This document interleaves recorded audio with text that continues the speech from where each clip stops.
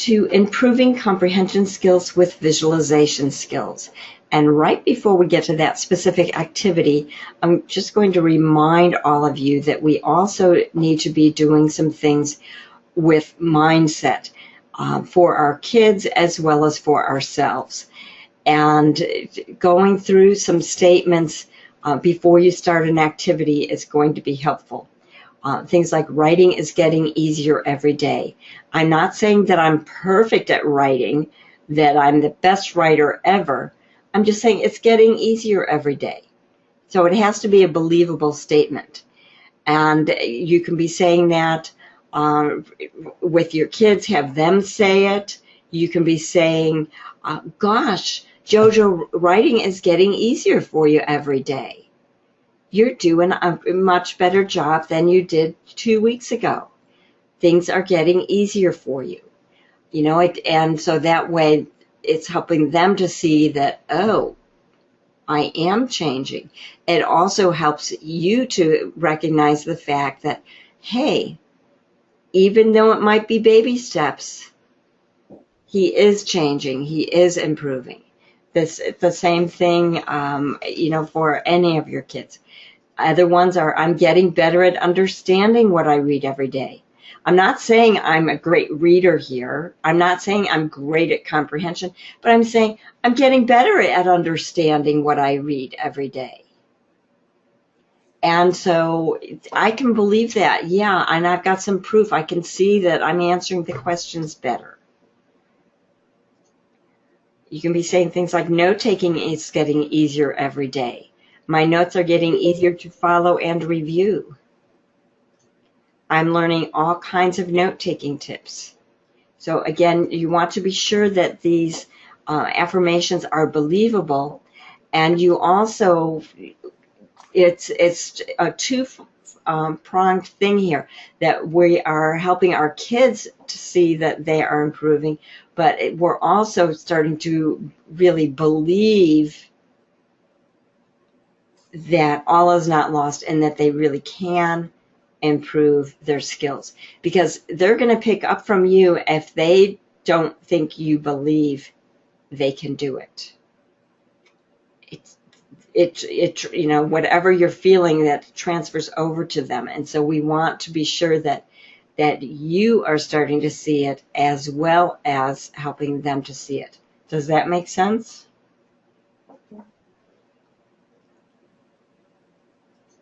And when you hear things like, if some of you have things like, oh, they'll never be able to write a paragraph, just deflect those thoughts, because you know as well as I do that they can. We need to do baby step, baby step, baby step, and we put all of these baby steps together, and lo and behold, they'll be dictating a paragraph. And then we keep put more baby steps together, and before you know it, they're going to be writing it. So, you know, these things can be done even if it's putting a gazillion baby steps together. Does that make sense? Yeah. Okay. So we're going to go ahead and do an activity, and we're going to do this at 2 different levels. So we're going to start off with the easy level, and then we're going to move to the higher level. And this is going to be a visualization activity.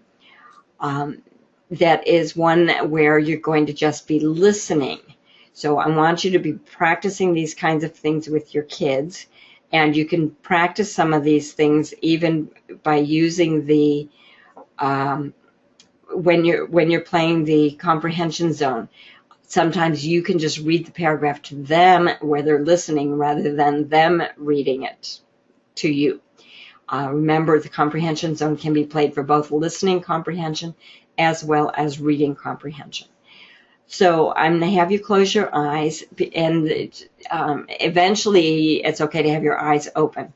But when you're teaching your kids how to do this, it helps to have their eyes closed while you're doing it, because then they're not seeing all kinds of things out in the visual field.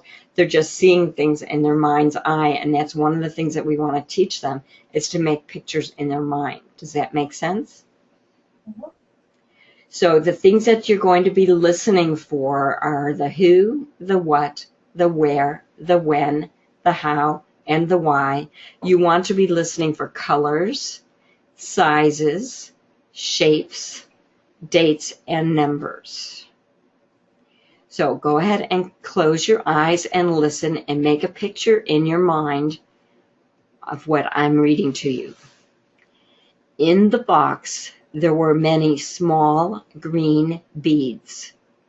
The woman took a needle and strung the beads on a string. She undid the needle and tied knots on the end of the string.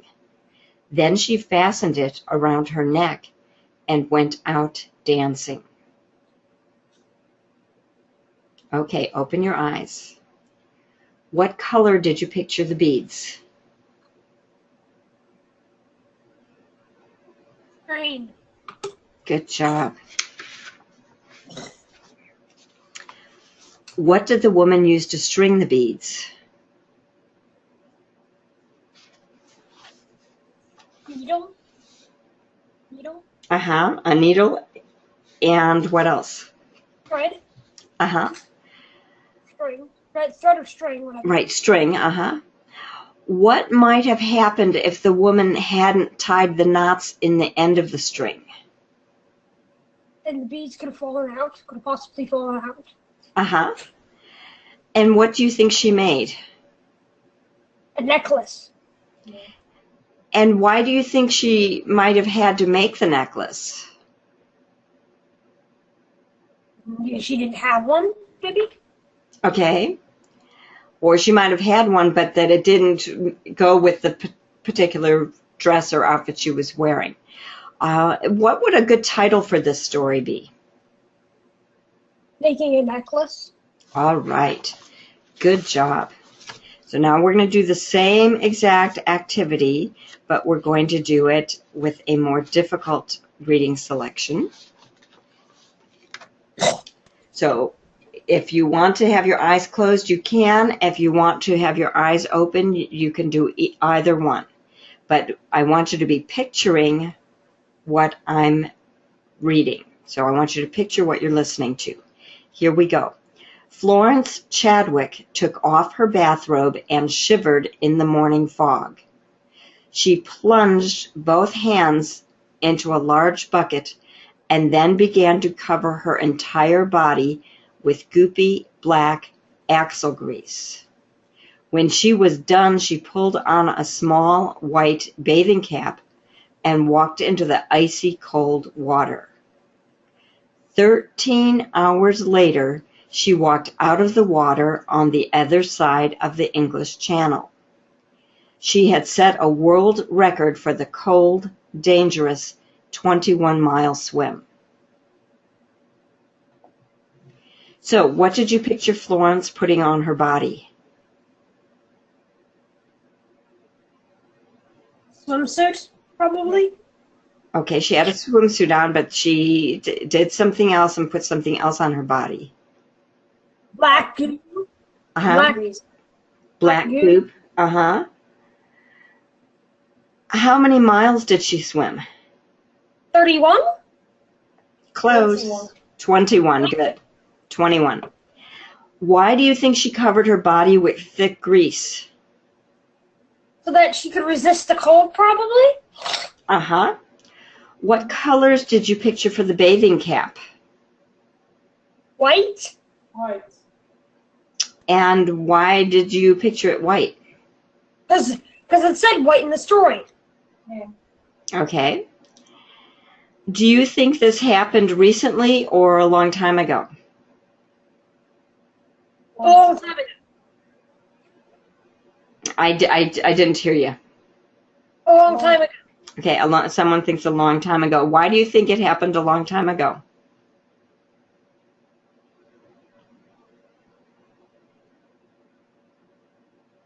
I think I changed my mind. I think it happened recently. Am I right? There's not necessarily a right or wrong here. So why do you think it happened recently then? Well, I think it happened a long time ago because of people were first swim. This was like back in the day when people were when the swimming when swimming was just starting or something. Okay, and so how long ago do you think? 10 years, 20 years, 50 years, 100 years? 100. 20 years, I think. 20 Okay, years. okay. 20 years.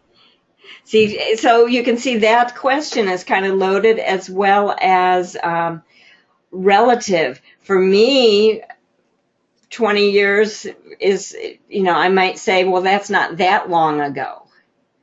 When you said a long time ago, I'm thinking that you're thinking maybe in the 1800s or something versus something that only happened, say, 20 years ago. And so those kinds of questions, we need to investigate further on. We know if it was black axle grease, it had to have been as recent as axle grease was invented, which would be used with, bicycles as well as with cars. And so, and if she's, using a large bucket, I'm thinking it's probably the axle grease for a car. And so it would have had to have been sometime after cars were invented. Does that make sense? Yes. Okay.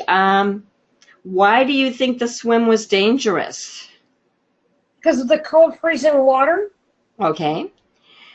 Why do you think it was important for her to wear a white bathing cap? I don't really know, actually. Any ideas? Anyone?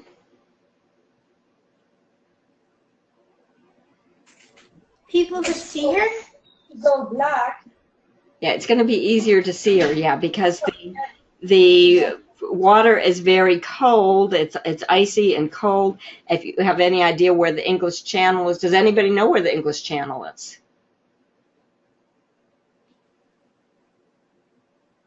Between England and France. Exactly.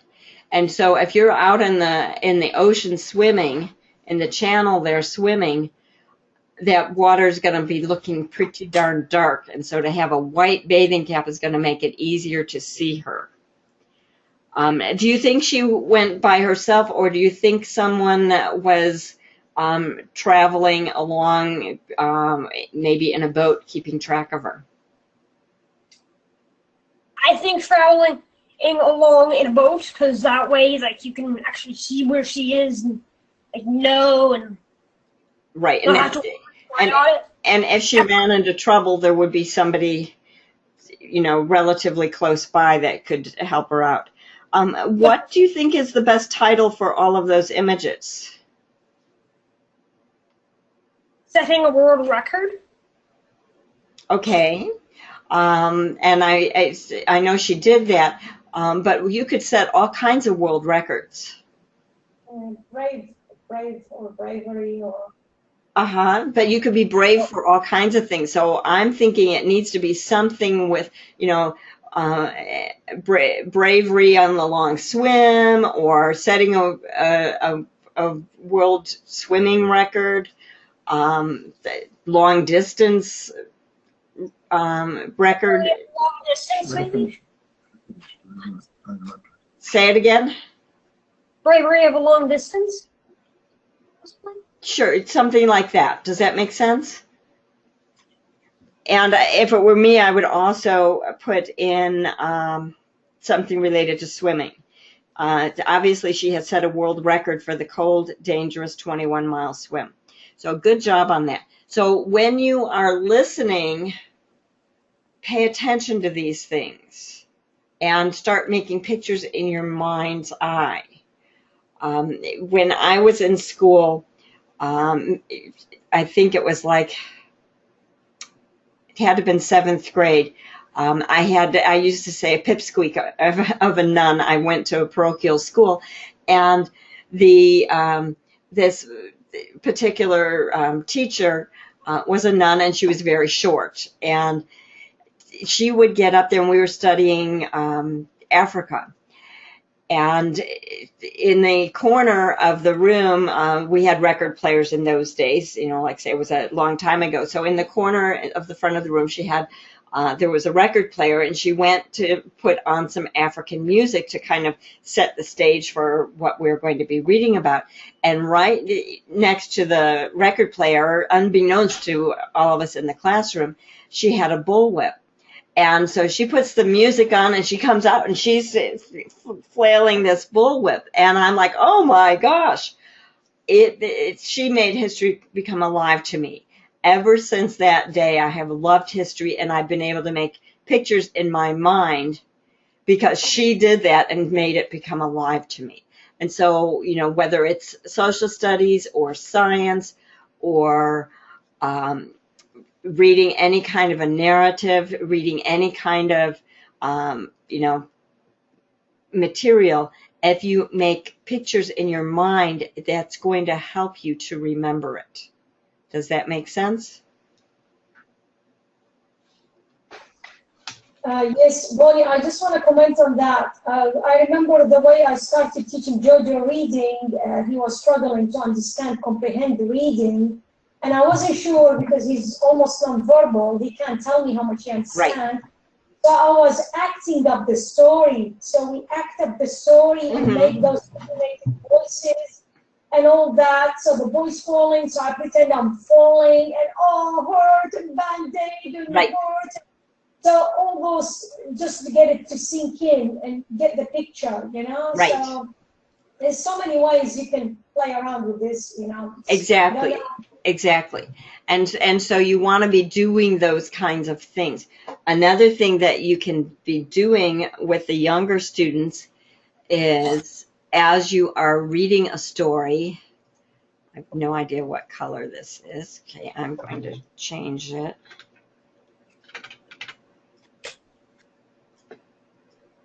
If it's a 3-part story, when you are reading the first part of the story, you can put a green card down or piece of felt. When you are reading the middle of it, whoops, I wanted to do this one. When you're reading the middle of it, you can put yellow. And when you get to the end, you can put red. Well, I thought I changed that. Hang on. So that as you're reading the story, he's going to be connecting the beginning of the story, and then the middle, and then the end. And so then you can point to what happened at the beginning. And if he needs, you know, the picture prompts that you have, that's perfectly fine to use them. What happened at the middle part? What happened at the end part? So that's going to help him also. Does that make sense? Yeah. So for any of the younger students, that's a real good way to do that.